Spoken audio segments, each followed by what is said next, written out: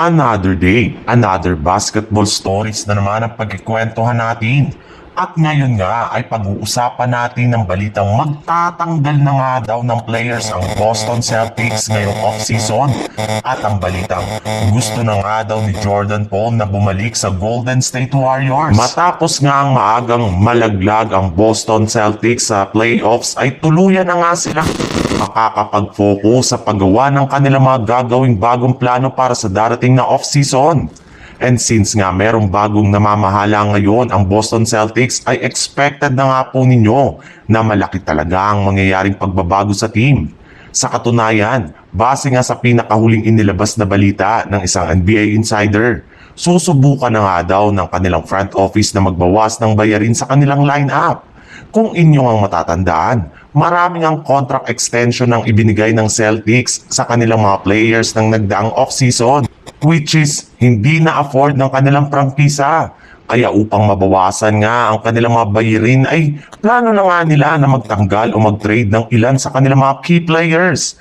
At kabilang nga sa mga manlalaro na posible nga daw nila dito i-trade ay walang iba kundi si Kristaps Porzingis at maging si Jrue Holiday upang sa ganun ay magkaroon sila ng cap space para makagawa sila ng ilang mga move na siyang magpapalakas ng kanilang lineup.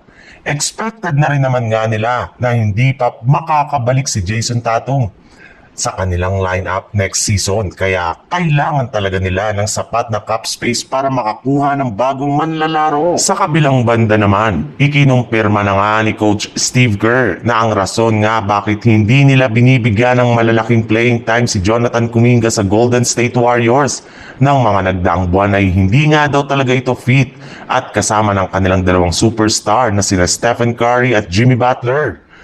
Kaya dahil sa sinabing ito ng kanilang head coach ay sigurado nga na hindi na talaga kukunin pa ni Kuminga ang kanyang qualifying offer at tuluyan na itong aalis sa team.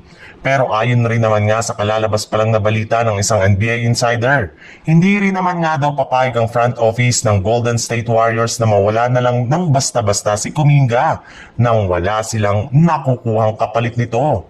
Kaya imbis nga na pabayaan nila siya na pumasok sa free agency market ngayong off-season, ay gagamitin na lamang nga nila ito sa kanilang gagawing sign and deal sa mga susunod na buwan. At ayon nga sa ilang mga fans, kung sakali man nga na i-trade nila ay maaari nga nila siyang gamitin para na lang maibalik ang kanilang dating player na si Jordan Poole na umamin na sa kanyang interview sa media na gusto nga daw niya na bumalik sa Warriors. Namimiss nga daw nito ang Bay Area at open na nga siya na maglarong muli sa kanilang dating kupunan.